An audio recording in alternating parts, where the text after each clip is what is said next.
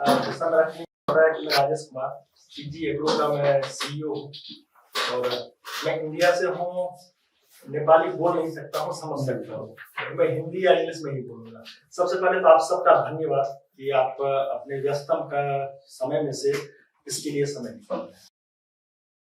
आखिर ये एक नया प्रोडक्ट है नैनो यूरिया, तो हमको समझना पड़ेगा कि नैनो यूरिया की जरूरत पड़ी यहाँ पे नेपाल और इसका कितना इम्पोर्टेंस है।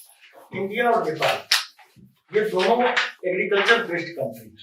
यहाँ पे एग्रीकल्चर उसका बेस है और एग्रीकल्चर के लिए, खेती के लिए यूरिया मस्ट है। ये मैंने इंडिया में भी देखा हुआ है और नेपाल में मैं इससे पहले एनसेल में 3 साल काम किया हूँ। इस कारण से मुझे लगभग हर एरिया जाने का मौका मिला और जो एक चीज कॉमन मैंने यहाँ पे देखा है वो है यूरिया का शॉर्टेज। और यूरिया का शॉर्टेज इतना ज्यादा है और सोच करके बहुत ही आश्चर्य होता है। फॉर्चुनेट कहिए, आप फॉर्चुनेट कहिए, जो कहिए, I don't know the reasons, exact reason जो भी हो, बट प्रॉब्लम यही है कि किसान को यूरिया नहीं मिलता है। अब अगर यूरिया नहीं मिलता है तो फिर वो खेती कहाँ से करेगा? तो हमारे पास 2 तरीका है, या तो यूरिया का उत्पादन नेपाल में करें, जो कि पॉसिबल अभी तो नहीं लग रहा है कि नियर फ्यूचर में हम ये करें। और अगर हम यूरिया का इंपोर्ट करते हैं तो जो वर्ल्ड मार्केट है वहां पे प्राइस फ्लक्चुएशन की स्थिति ये है कि आज अगर आप 1 रुपया में जाकर के ट्रेडिंग करते हैं, जब तक आप माल मंगाएंगे तब तक उसका दाम 2 रुपया हो चुका है। तो यहाँ पे एक बात देखा है कि पिछले 4 साल से कोई भी कंपनी क्यों ना हो जो कि यूरिया में ट्रेडिंग कर रही हो, वो सक्सेस करे नहीं हो पाएगा। तो हमको कुछ ना कुछ तो अल्टरनेट खोजना पड़ेगा इस यूरिया का, अगर इस एग्रीकल्चर को सक्सेस करना है। तो नैनो यूरिया यह जो प्रोडक्ट है, ये प्रोडक्ट इफ्को के द्वारा डिजाइन किया गया है। इफ्को जो कि इंडिया की कंपनी है। मेरी टीम काफी डिटेल में इसके बारे में बताएगी, इस प्रोडक्ट के प्रेजेंटेशन के बारे में। पर मैं श्योर हूं कि किसान को काफी कम लागत पर अच्छा यूरिया और जो यील्ड होगा प्रोडक्ट का, जो प्रोडक्टिविटी रहेगी, वो यूरिया से कम डेफिनेटली नहीं होगा। कम से कम ये 5 से 8% जो कि प्रूवन रिकॉर्ड है, इंडिया में ऑलरेडी टेस्ट किया जा चुका है। और इंडिया एक बहुत बड़ा कंट्री है एग्रीकल्चर से रिलेटेड। अगर वहां पे ये सक्सेसफुली चल रहा है तो डेफिनेटली मैं श्योर हूं कि यहाँ पे भी ये चलेगा। तो काफी मार्केट रिसर्च करने के द्वारा हमारे पास एग्रीकल्चर से रिलेटेड जो साइंटिस्ट हैं, इन लोगों ने खुद इस बात का रिसर्च किया। केवल यह नहीं है कि हम इंडिया में जो भी रिसर्च हुआ उसी को हम लोगों ने यहाँ पे कुछ जगह पे खेतों में कुछ अपना लीज पर जाकर के वहां पे रिसर्च किया और कुछ हम लोग किसान के पास, प्राइवेट किसान के पास गए और वहां पे जाकर के हम लोगों ने नैनो यूरिया का रिसर्च किया। और तब जाकर के जब हम लोग कॉन्फिडेंट हो गए कि हाँ यही यूरिया जो है नैनो यूरिया, ये हमारा सॉल्यूशन है, तब जाकर के हम लोग इस पर विचार किए कि इस सॉल्यूशन को, इस प्रोडक्ट को नेपाल के मार्केट में लेकर के आना चाहिए। और हम ये प्रोडक्ट को लेकर के नेपाल में आप अगर देखेंगे तो औसत रूप में हर साल 7 लाख से 12 लाख मैट्रिक टन यूरिया का आवश्यकता होता है, जबकि उपलब्ध जो है वो 2 से 4 लाख मैट्रिक टन ही उपलब्ध हो पाता है। और सबसे आश्चर्य की बात यह है कि ये यूरिया अगर आप बिना सब्सिडी के, जो गवर्नमेंट को कॉस्ट पड़ता है, वो पड़ता है 6 से 7 हजार। डेफिनेटली इंडिया में भी सब्सिडी है, यहाँ पे भी सब्सिडी है। किसान को इतना नहीं पड़ता है, सरकार को पड़ता है, यानी कि हमारे कंट्री को पड़ता है, हमारे देश को 6 से 7 हजार रुपया इसका कॉस्टिंग पड़ता है। और जब ये होता है तो आप नेपाल जैसे कंट्री में 38 अरब रुपया केवल और केवल यूरिया से रिलेटेड सरकार अनुदान में देती है, इसके लिए बजट रखते हैं। और इस 38 अरब में से 34 अरब रुपया जो है ये केवल और केवल ये जो किसानों को ये करेंगे क्या, बस अब बेसिक, क्योंकि सबसे पहले आपको जानना पड़ेगा, क्योंकि मैं हर किसान के पास, मैं या मेरी टीम या मेरी कंपनी नहीं जा सकती है, आप लोग हैं उस किसान के लिए। कन्विंस आगे जाकर के किसान को आपको कि हाँ ये यूरिया जो है, और इसको आप चेक कर सकते हैं, एक सीजन काफी है इस प्रोडक्ट को चेक करने के लिए। और एक बात मेरा गारंटेड रहेगा, एक बार किसान इसका यूज करना शुरू करेगा, ये न सिर्फ किसान के लिए फायदामंद है, ये हमारे देश के लिए भी फायदामंद है। कि कम से कम जो इतना ज्यादा बजट हम बाहर में एलोकेट करते हैं, तब भी दिन रात यूरिया का ही कमी यहाँ पे रहता है। हम प्रयास कर रहे हैं कि ये यूरिया की कमी को हम लोग कुछ करके कम कर पाए। किसानों का जो डिपेंडेंसी है या उनका जो प्रॉब्लम है, हम उसको कुछ कर पाए। Thank you very much. Now मेरी टीम जो है वो आपको आगे इस प्रोडक्ट के बारे में कुछ बताएगी। अवस्थाको जनरल ओभरभ्यू दिनुभयो के छ भन्ने अवस्थाको अब यस्तो बिग्रल अवस्था छ किन भन्दाखेरि जस्तै हाम्रा एक तरिकाबाट चाहिँ एकदमै मात्रामा युरियाको आवश्यकता रहेको छ भोलि अरूतर्फबाट यो सप्लाई पनि हुन सकिरहेको छैन अब यो अवस्थामा चाहिँ सरकारको यति धेरै रकम बाहिर पनि गरिएको छ तर यति धेरै मलको चासो हुनुको कारण किन छ भन्दाखेरि जनरली हामीसँग अहिले टेक्निकल कुरा पनि छ यसमा चाहिँ दुई थरीका बालीहरू छन् कि हामीसँग एउटा के छ भन्दाखेरि एउटा चाहिँ दलत र तेलत बाली भनेर छुट्याइएको छ भने अर्को भनेको चाहिँ अन्य बाली छुट्याइएको छ यसमा फरक के हुन्छ भन्दाखेरि यो दलत र तेलत बाली भनेको त्यस्तै बालीहरू जुन अब जुन चाहिँ तेल निस्किने बालीहरू हुन्छ यिनीहरूमा सानसाना गिर्खाहरू हुने गर्छ त्यसलाई चाहिँ नोडुल्स भन्छन् अङ्ग्रेजीमा चाहिँ अब यो नोडुल्सले के गर्छ भन्दाखेरि यो नोडुल्स भित्र चाहिँ एउटा राइजोबियम भन्ने चाहिँ ब्याक्टेरिया हुन्छ त्यो राइजोबियम ब्याक्टेरियाले के गर्छ भन्दाखेरि चाहिँ यसको नाइट्रोजन यही उत्पादन गरिदिन्छ भनेपछि यो बिरुवालाई चाहिने नाइट्रोजन त यही गिर्खा निकाल्ने रहेछ तर धान गहुँ मकैमा त गिर्खा छैन पाइनुमा त नाइट्रोजन त चाहियो यस्ता तत्त्वहरू 17वटा तत्त्वहरू छन् nitrogen phosphorus potassium sulphur magnesium aluminium गरेर 17वटा छन् तर 17वटा भन्दा बढी चाहिने भनेको त एनपीके वाला जहाँ पनि हामी एनपीके सुन्नुको कारण भनिँदै नै हो त्यही कारण यिनीहरूलाई चाहिँ हामी चाहिँ कम लगाए पनि भयो दलहन बालीहरू तेलहन बालीहरूलाई तर यिनीहरू धान गहुँ मकैहरूलाई चाहिँ यिनीहरूको त गिर्खा हुँदैन हैन त्यही भएर चाहिँ हामीलाई चाहिँ नाइट्रोजन बाहिरबाट दिनु पर्यो अब यतापट्टि हामीलाई चाहिँ नाइट्रोजन पाइरहेका पनि युरिया पाइरहेका पनि छैन बिरुवालाई चाहिएको पनि छ तर जब हामीसँग पाइरहेका छौँ नि हामीले के गरिरहेका छौँ भन्दाखेरि यस्तो अनियन्त्रित तरिकाले प्रयोग गरिरहेका छौँ कि नाइट्रोजनले गर्दाखेरि विभिन्न कुराहरू असर गरिरहेको छ एक नम्बरमा चाहिँ हावा दूषित भइरहेको छ यो कुरा हामीलाई धेरै थाहा छैन जब 1960-70 तिर जब भारतमा चाहिँ ग्रीन रिभोल्युसन सुरु भयो हरित क्रान्ति सुरु भयो त्यतिखेर चाहिँ भोकमरी अन्त्य गर्न भन्दा चाहिँ भारतले यति धेरै मेकानाइजेसन गर्यो यति धेरै टुलहरू युज गर्यो होइन मेटेरियल इनपुटहरू युज गर्यो जसले गर्दाखेरि चाहिँ भोकमरी त अन्त्य भएन तर अन्तिममा के गर्यो भन्दाखेरि माटोमा ह्रास हुँदै गयो माटो अम्लीयपन हुँदै गयो पानीमा दूषित हुँदै गयो ग्राउन्ड वाटरहरू बिग्रिँदै गए बच्चाहरू क्यान्सर हुन थाले अपाङ्गहरू हुन थाले भनिसकेपछि यो त खतरनाक रूपमा देख्छ नि त युरिया पनि चाहिएको छ प्रयोग गर्न कन्ट्रोलमा पनि चाहिएको छ भने चाहिँ कस्तो सिनर्जेटिक यो ब्यालेन्स अवस्था एकदम आवश्यक परेर देखिन्छ अब यो कस्तो हुन्छ भन्दाखेरि चाहिँ धेरै मात्रामा जति हामीले युरिया हामीले चाहिँ माटोमा हालिन्छ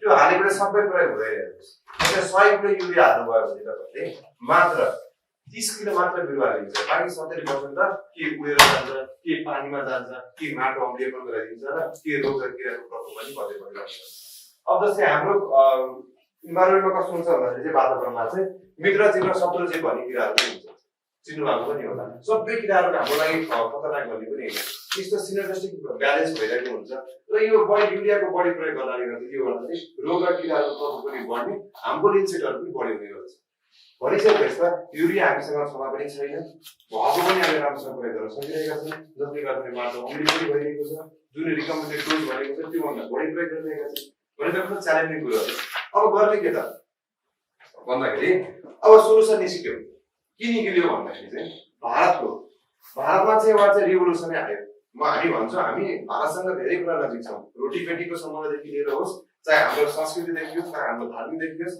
चाहे हाम्रो रहन सहन होस् हरेक कुरा हामी भारतसँग नजिक छौँ र भारत एउटा ग्रोइङ कन्ट्री पनि भइरहेको छ जसरी ग्रिन रिभोल्युसनको सुरुवात गर्दा भयो हरेक कुराहरूमा चाहिँ भारत अगाडि छ र भारत अगाडि एउटा के सार्यो भन्दाखेरि आत्मनिर्भर कृषि र आत्मनिर्भर भारत र यस्तो नयाँ टेक्नोलोजी निकाल्यो जसमा चाहिँ नानो टेक्नोलोजीको मात्र छ नानो युरिया सुरु गरियो यो नानो युरियाको सुरु गर्नुको कारण किन छ भन्दाखेरि के छ भन्दा दानादार युरियाको अन्यत्र प्रयोग अघि हामीले चाहिँ अनियन्त्रित प्रयोग गर्नु भनेका थियौँ धेरै प्रयोग भयो माटोमा गएर बिग्रियो यस्तो भयो उस्तो भयो पनि तर भएको युरियाहरू पनि रक्सी बनाउन प्रयोग भइरहेछ हेर्नुहोस् त माछा कुरालाई उत्पादन गर्न प्रयोग भइरहेछ माछाको दाना बनाउन प्रयोग भइरहेको छ दूध प्रशोधन गर्न प्रयोग भइरहेको छ दूध अप्राकृतिक दूध उत्पादन गर्न प्रयोग भइरहेको छ बिरुवाले पाइरहेको छैन यहाँ उनीहरू अरूतिर प्रयोग गरिरहेका छन् भनिसकेपछि त यसलाई कन्ट्रोल गर्ने एउटा मेकानिजम त चाहियो नि वातावरण पनि मैत्री हुनु पर्यो र यसलाई एउटा चाहिँ कन्ट्रोल गर्ने मेकानिजम पनि चाहियो भनेर चाहिँ मे 28 मा 2022 मा एउटा चाहिँ औपचारिक उद्घाटन भयो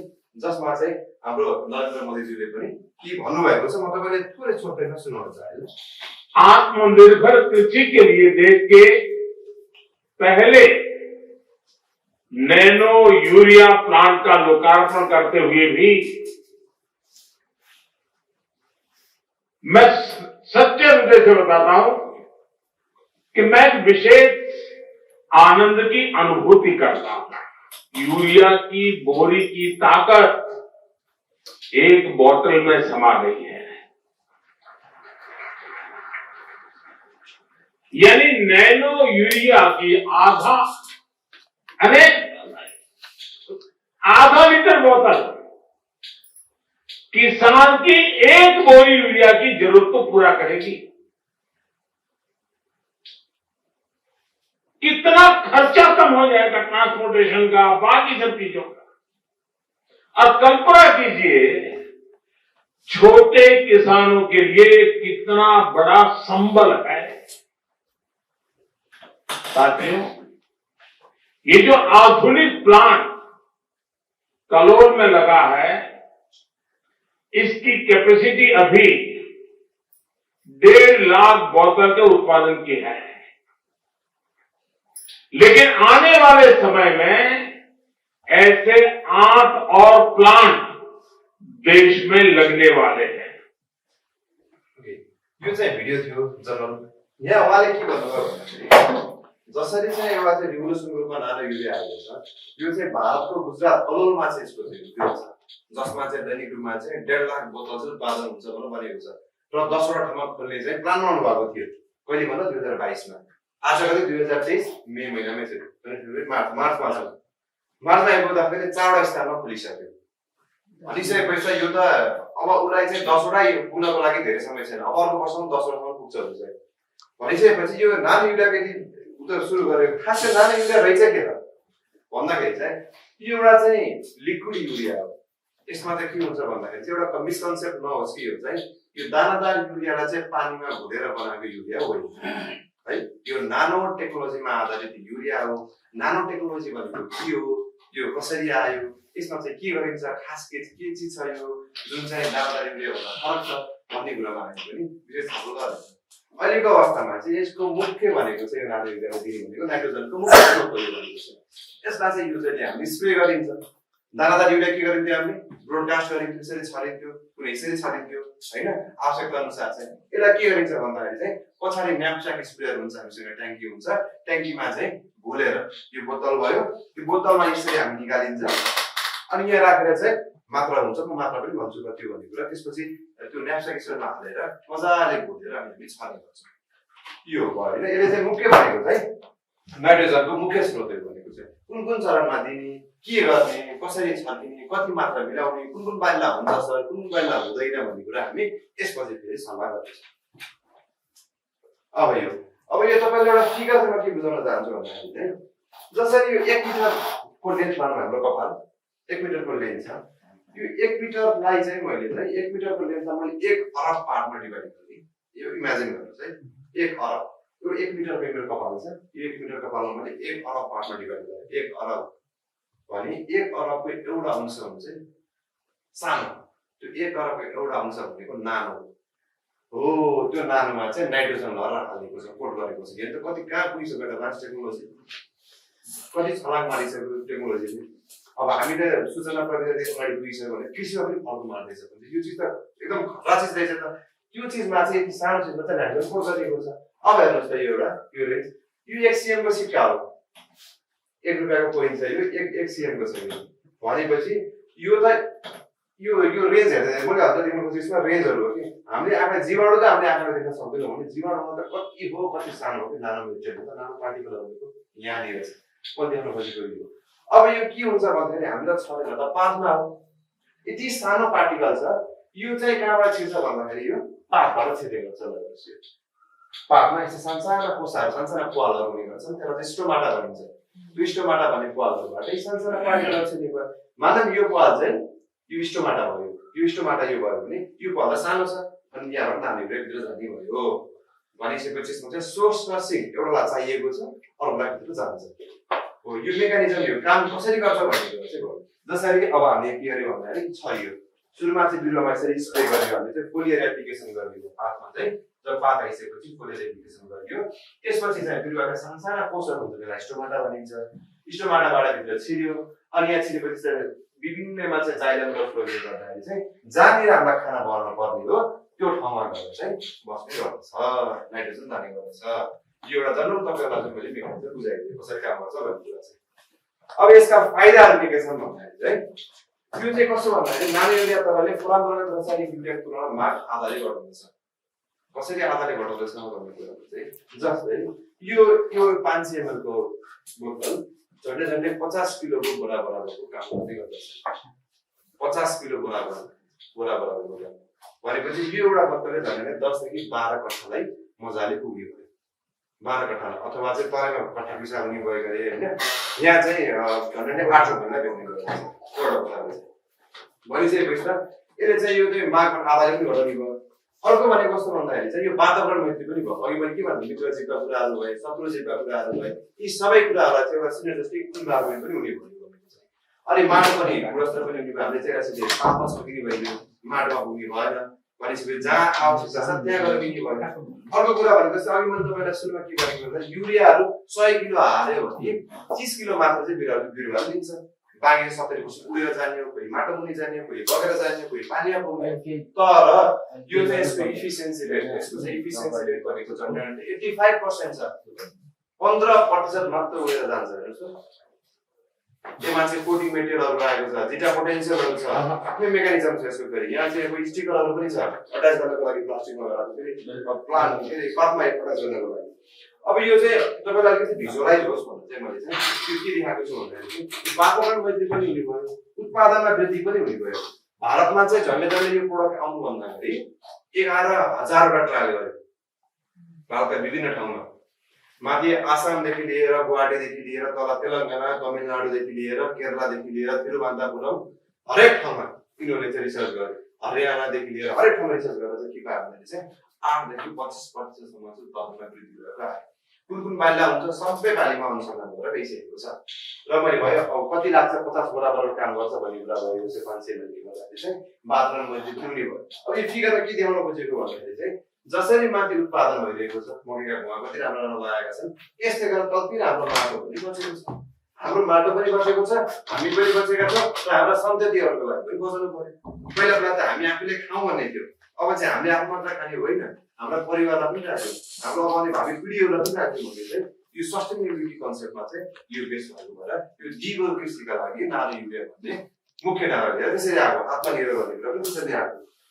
अब यो छने गरी त कसरी छ भने यो खास के हो नानो भनेको कति सानो पार्टिकल रहेछ भन्ने कुरा थाहा पाइयो, कसरी काम गर्छ भन्ने कुरा थाहा पाइयो होइन, यो कहाँबाट आएको रहेछ भन्ने कुरा थाहा पाइयो, किन आएको रहेछ भन्ने कुरा हो होइन। अलिकति नयाँ टेक्नोलोजी हो, हामीलाई गाह्रो पर्छ सुरुमा, स्वाभाविक हो। हामी भात खाइरहेको मान्छेलाई युरिया यसरी छानिरहेको मान्छेलाई अलिकति स्प्रे गर्दाखेरि चाहिँ समस्या हुन सक्छ।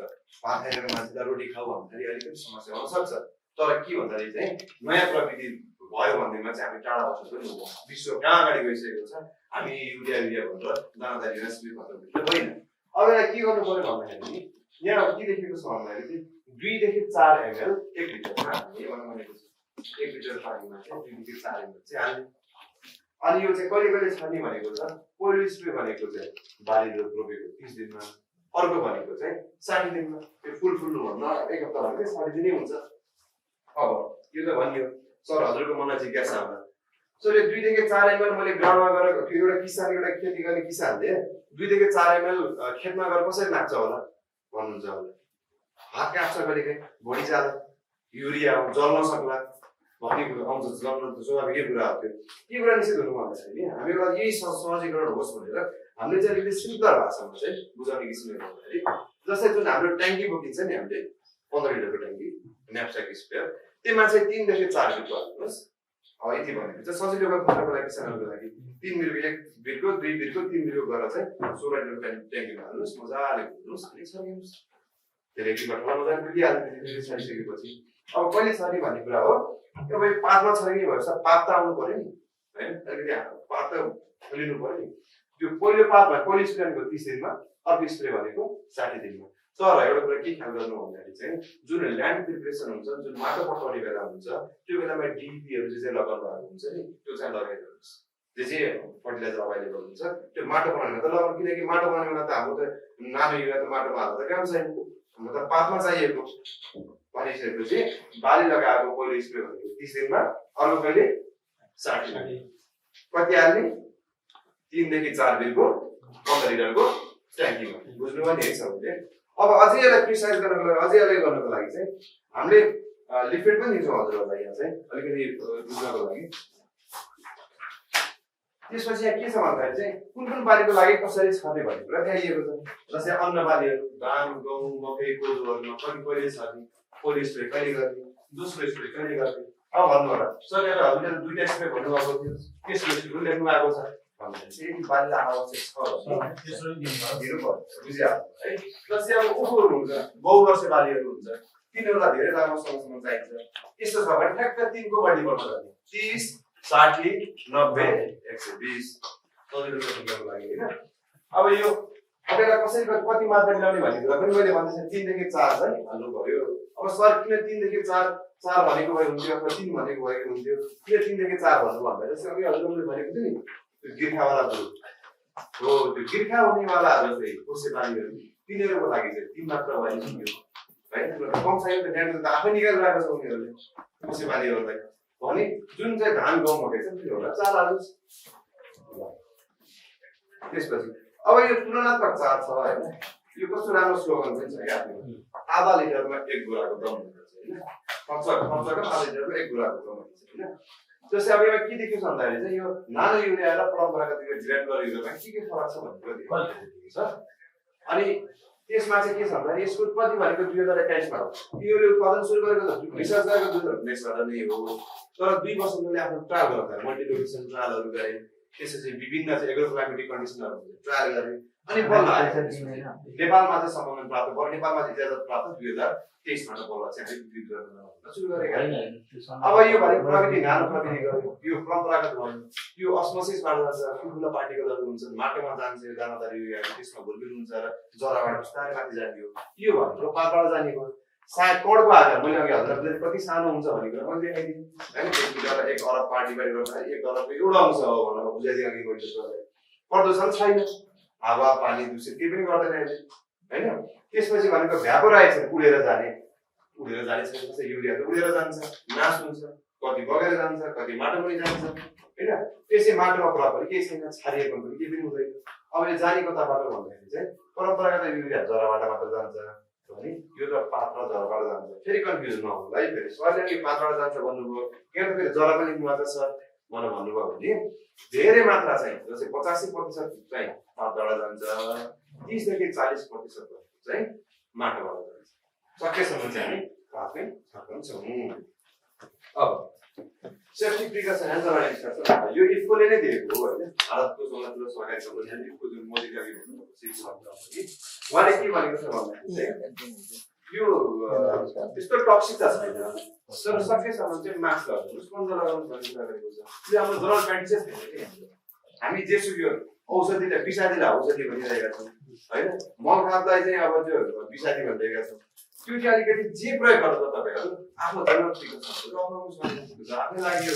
किनकि नानो पार्टिकल सानो साइजले सक्छ झुकेर आँखामा पर्दा बच्चाहरूले खाइदिएला हैन। अब त्यो लगाएको कपडा जस्तै मानौँ यो तपाईँले प्रयोग गर्नुभयो, तपाईँहरू त भनेको सबैले किसानसँग तपाईँ नजिक भनेको तपाईँहरू हुनुहुन्छ, यो प्रोडक्ट प्रयोग गरिदिनु भयो, त्यसपछि यो अरूमा बोतलमा प्रयोग अरूमा प्रयोग गरिदिनु होला, घरमा खाने गरेर राखिदिनु होला, त्यो चाहिँ नगर्नु हैन। हाम्रो बानी हुन्छ नि जस्तै अब यो मिनरल वाटरको बोतल किनिसकेपछि खाएपछि त्यही प्रयोग हुन्छ, तर यो प्रोडक्टहरू फेरि प्रयोग नगर्नु, जलाइदिनु पर्यो, गाडिदिनु नत्र के हुन्छ हैन। त्यो कुरा ख्याल गर्नु पर्यो। अनि त्यसलाई कस्तो भन्दाखेरि अर्को भन्छु प्रयोग गर्नुभन्दा अगाडि अब अलिकति चेक गर्नु भनेको छ। अब अहिले नयाँ आएको लटमा चाहिँ चेक नगर्नु पनि भनेको छ, खासै चेक नगरे पनि हुन्छ। अर्को कुरा के भन्दाखेरि जुन हामीले पातमा छर्किने भन्ने कुरा छ, तपाईँलाई यसमा पनि लेखिदिन्छु मैले पछाडिपछि।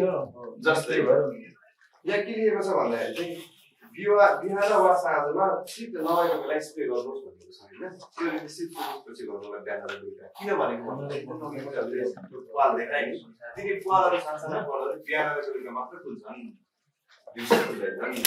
फुल्दैन भने अलिकति फुल्छ, सकेसम्म बिहान र बेलुका स्प्रे गर्नुहोस्। अनि यदि पानी पर्न थाल्यो भने चाहिँ स्प्रे गर्नुहोस् है। पानी पर्न थाल्यो भने बगाउनुहोस्। यसको डिमेरिट भनेकै त्यही हो, डिबेट भनेको त्यही हो। त्यो पनि पहिला मैले भनिदिएँ है। पानी बढेछ भनेपछि अलिकति बिहान बेलुका पनि भनिदिएँ है, माटो पनि भनिदिएँ, कुकिङ बाजा पनि भनिदिएँ है। त्यसपछि अब यो सँगै हामी अन्तिममा पुगेका छौँ होइन। त्यसपछि अब नेपालमा आउनको लागि भनेर हामीले सधैँ पनि भन्नुभयो, विभिन्न ठाउँमा रिसर्च पनि गरेका छौँ, किनकि यो त परिसरमा जोडेको कुरा हो नि त।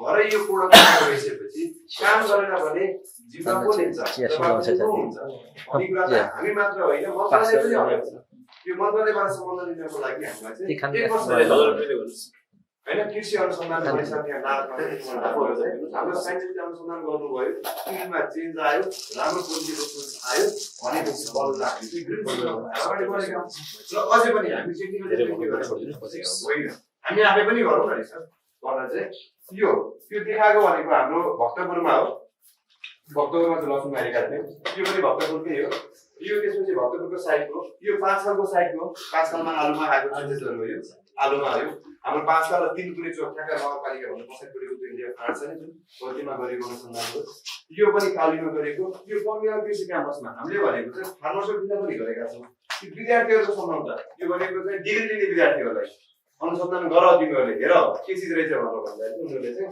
गाउँमा पनि गरेको यो नगरेको रिजन नानीले नसकेको रिजन र सकेको रिजन भनेर जुन आफ्नो एउटा सिस्टमेटिक रिसर्च एउटा मेथोडोलोजी जनरल मेथोडोलोजी प्रयोग गरेर यसरी चाहिँ रिसर्च गरेका छन् पक्रेवा कृषि क्याम्पसमा भयो लमजुङ कृषि क्याम्पसमा भयो हामीले चाहिँ युनिभर्सिटी र यो एक्सटेन्सन दुईटैलाई जोडेका पनि छौँ सँगसँगै रिसर्च एक्सटेन्सनलाई जोडेर सँगसँगै लागेका पनि छौँ र त्यसपछि भने किसानहरूको फार्मर्सको पनि गरेका छौँ र त्यससँग अनि उनीहरूले चाहिँ हाम्रो डिजीले हाम्रो नेसनल रिसर्च प्रोग्रामको डिजी साहबले पनि उहाँले पनि आफै पनि न्युक्लियर सिड प्रोडक्सनमा पनि हेर्नु nuclear seed production seed production nuclear seed production भनेको त मुख्य स्रोत हो नि त त्यो सिड प्रोडक्सन गाउँबारी अनुसन्धान गर्ने मान्छे भएर गएको छु उहाँ जीवन दिने पनि विभिन्न ठाउँबाट अपराध विभिन्न विकट ठाउँमा गएर पनि प्रयोग गर्ने एसएलजी जहाँ जस्तो जे अवस्था छ ती अवस्था प्रयोग गरिकन चाहिँ स्रोतलाई चाहिँ म्याक्सिमाइजेसन गरेर उहाँहरूले त्यसरी सिकाएको है किसानहरूले यसरी त्यो चाहिँ देखाएको अब नेक्स्ट वार्ड भन्दाखेरि हामी नानो युरियामा त सीमित छैनौँ अब हाम्रो नेक्स्ट स्टेप भनेको हामी सागरिका जाँदैछौँ र अर्को नेक्स्ट स्टेप भनेको चाहिँ हामी नानो डिएपी दुईटाको होमवर्क भइसकेका छ होइन अब हामी त्यसपछि अगाडि जाने क्रममा छौँ अहिले हामी नानो युरियाको अब कुरा आयो डिलरसिपको कुराहरू जति पनि आउनु भएको छ सिजीलाई एउटा ट्रस्ट गरेर आउनु भएको छ एउटा सिजीसँग सम्बन्ध बनाऊ भनेर आउनु यो हाम्रो लागि एउटा राम्रो अवसर पनि हो होइन अब यसको लागि चाहिँ तपाईँहरू भनेको चाहिँ किसानसँग जोडिने सबभन्दा राम्रो मात्रै नजिकको माध्यम तपाईँहरूकै हो होइन जस्तोहरूले रिसर्च डेलिभर गर्नुहुन्छ के अनुसारले चाहिँ खानामा अर्को कुरा पनि देखाउन चाहन्छु सँगसँगै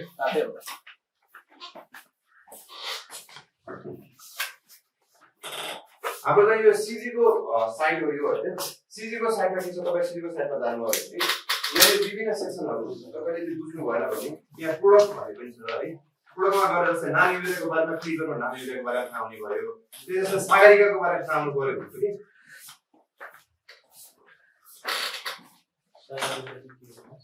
यो सागरिका भनेको म थोरै भन्छु सागरिका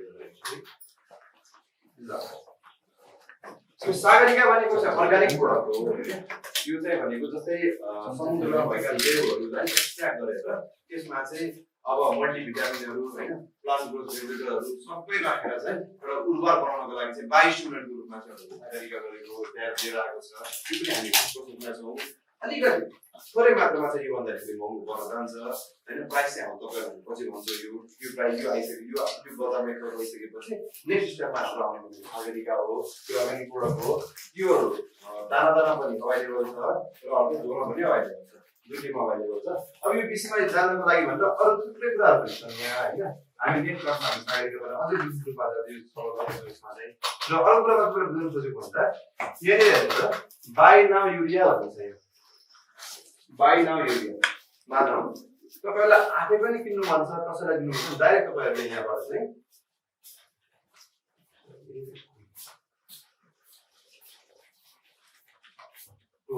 बाई नाउ सेक्सनबाट जान सकिन्छ जस्तै तपाईले यसको मूल्य भनेको चाहिँ एमआरपी 425 रुपैयाँ भयो यहाँ गएर तपाईहरुको आफ्नो नाम ठेगाना फोन नम्बर एड्रेसमा हो भन्नु भने हामी तपाईहरुको लागि चाहिँ ट्याक्कै डेलिभरी पनि गर्छौँ यो अनलाइन राख्नु र यो अन्त्यमा चाहिँ अब हामी म तपाईहरुलाई क्वेशनको लागि म फ्लोर गर्छु हैन निर्देशक अब सोध्नु सक्नुहुन्छ जे सुन्न मन छ हैन रिसर्चका कुरादेखि लिएर हुन्छ कि अरू कुराहरुदेखि लिएर हुन्छ कि सोल्युसन कुरादेखि लिएर हुन्छ जे हुन्छ सोध्नु सक्नु हैन त्यसपछि यो सु भन्दा तपाईहरुले अलिकति यो भिडियोहरु पार्ट पनि तपाईहरुले हुन्छ हामीले के काम गरेको भन्नेसम्म भिडियोहरु पनि देखाइन्छ म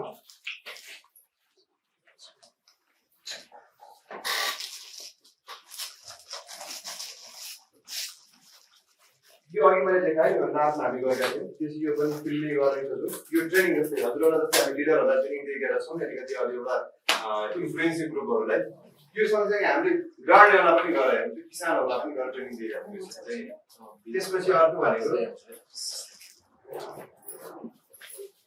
हाम्रोमा कृषि ज्ञान केन्द्रका हाजिमहरू पनि हुनुहुन्छ उहाँ मेयरहरू पनि हुनुहुन्छ स्थानीय तहहरूमा जनप्रतिनिधिहरूसँग सँगै बसेर पनि यो चिज के हो कसरी काम गर्छ भन्ने कुरा पनि दिएका थियौँ त्यसपछि भनेको उहाँमा पार्टनरसिपमा टेक्निकल ग्रुपहरू र सेल्स म्यानेजरहरूसँग सँगै गरेर किसानहरूसँग सँगै गरेर पनि भएको कुरा पनि गऱ्यौँ स्प्रे गरेर उहाँहरूलाई गरेर डेमोन्स्ट्रेसन गरेर पनि देखाइदियौँ होइन त्यसपछि हाम्रो लन्च प्रोग्राम हो त्यो विमान दलमा भएको थियो त्यो अफिसियल लन्च प्रोग्राम हो जनरल कर्मीहरू दिएर भयो यो सँगै लास्टमा तपाईँलाई मलाई यो देखाएर यो औपचारिक रूपमा चाहिँ म यस प्रेजेन्टेसन चाहिँ सकाएको हुन्छ है त